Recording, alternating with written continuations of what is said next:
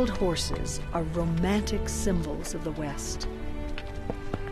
Wild horses compete with economic interests such as livestock, other wildlife, and recreation for the natural resources of the West. The heart of the issue is whether there are too many wild horses. And do wild horses have a place in a rapidly changing West?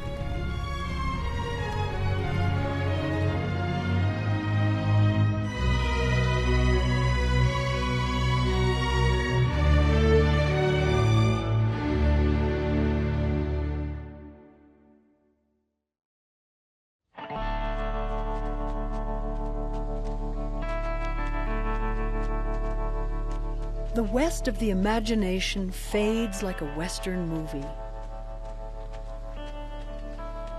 Writer Wallace Stegner wrote of a concept called the geography of hope in the Wilderness Letter. He thought it was important to preserve the West. The romantic notion of a limitless West is changing. Laws of multiple uses mandate the public lands of the modern West. The transportation potential offered by horses was a dominant event in North America and the world. Horses allowed the buffalo culture of nomadic people to thrive. Our livelihood was hunting buffalo. We hunted the huge herds that roamed across this territory.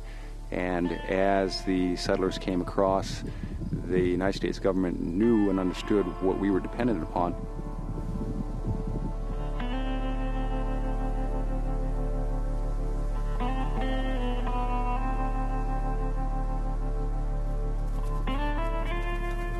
There were stories of large herds of wild horses in the wilderness of the West by the late 19th century. Some of the current debate concerns whether wild horses are a native species of North America. Horses are native to North America. National Geographic had it absolutely right.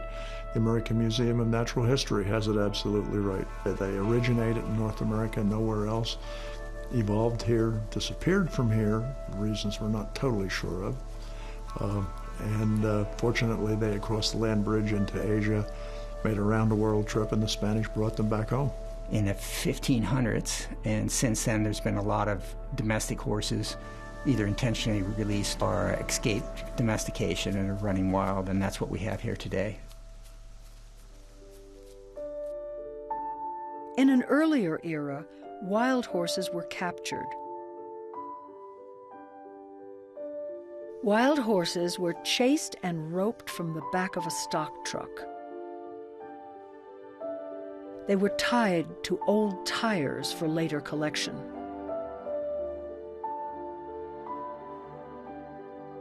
The hunters became known as Mustangers. Some hoped to make money in the slaughter industry.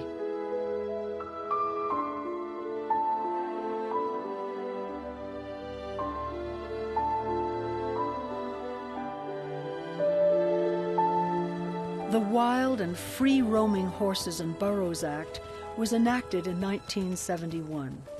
President Nixon signed into law the Federal Protection of Wild Horses and Burros.